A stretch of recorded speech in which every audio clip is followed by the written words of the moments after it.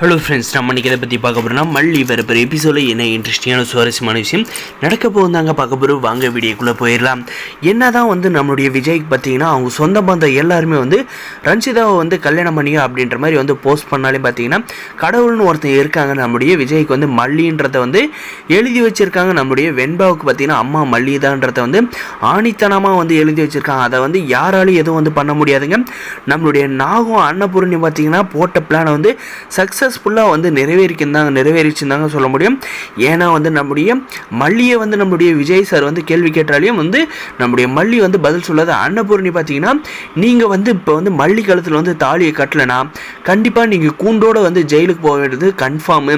ஏன்னா மல்லியை நீங்கள் கல்யாணம் பண்ணி ஏமாற்றிருக்கீங்க உங்களுடைய சுயநலத்துக்காக அப்படின்ற மாதிரி சொல்கிறாங்க.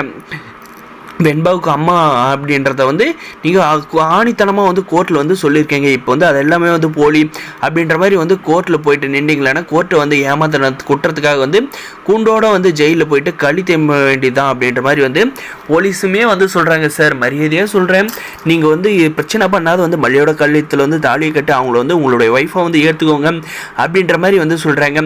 சொந்த பந்தம்லாம் சும்மாங்க, அவங்க எப்பயுமே கை கொடுத்து உதவ மாட்டாங்க.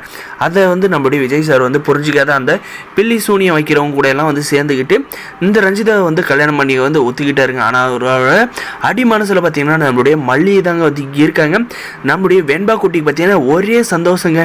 மல்லி அம்மாவை மறுபடியும் விஜய் தாடா கல்யாணம் பண்ணிக்க போகிறாரு அப்படின்ட்டு ஜெயிலுக்கு போகிற விஷயத்தை நம்முடைய போலீஸ் சொன்னதுமே பார்த்தீங்கன்னா அங்கே இருக்கிற ரஞ்சிதா போதுமன் கிளவி இந்த நம்முடைய ரஞ்சிதாவோட பெரியம்மா எல்லாருமே பார்த்தீங்கன்னா வாய் அடித்து போயிடுறாங்க. ஒரு வார்த்தை கூட எதிர்த்து பேசுறதில்ல.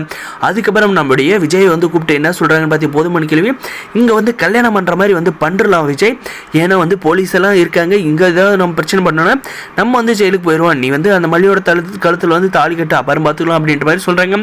ஆனால் பார்த்தீங்கன்னா அதுக்கப்புறம் இவங்களால ஒன்றுமே பண்ண முடியாதுங்க. நம்மளுடைய மல்லியை பார்த்தீங்கன்னா நம்முடைய விஜய் சார் கையால் நம்முடைய மல்லி காலத்தில் 3 முடிச்சு போட்டு அவருடைய ஒய்ஃபை ஏற்றுக்க போகிறாங்க. நம்முடைய வெண்பா குட்டி பார்த்தீங்கன்னா இனிமேல் என்னை விட்டு போகாதீங்கம்மா அப்படின்ற மாதிரி சொல்ல போகிறாங்க.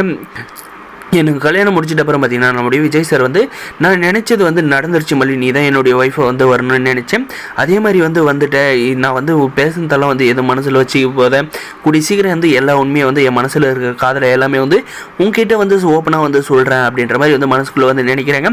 நம்முடைய வெண்பா குட்டிக்கு பார்த்திங்கன்னா நம்முடைய மல்லி ரொம்பவே கடமைப்பட்டு இருக்காங்க. அதே சமயம் பார்த்திங்கன்னா நம்முடைய மல்லி சார் நான் உங்கள் மேலே ரொம்ப லவ் வச்சுருக்கேன், அதை கூடிய சீக்கிரம் வெளிப்படுத்துவோம் அப்படின்ற மாதிரி அவங்களுமே மனசுக்குள்ள நினைச்சிருக்காரு. இவங்க 2 பேரும் மனசு விட்டு பேசினா கண்டிப்பாக அவங்களுடைய உன்னதமான லவ்வை ஒருத்தருக்கு ஒருத்தர் புரிஞ்சுக்கிட்டு அவங்க வாழ்க்கையை சிறப்பாக எடுத்துகிட்டு போவாங்க அப்படின்னு நினைக்கிறேன். இந்த வீடியோக்கு லைக் பண்ணி மறக்காத நம்ம சேனலை சப்ஸ்கிரைப் பண்ணுங்கள். தேங்க்ஸ் ஃபார் வாட்சிங்.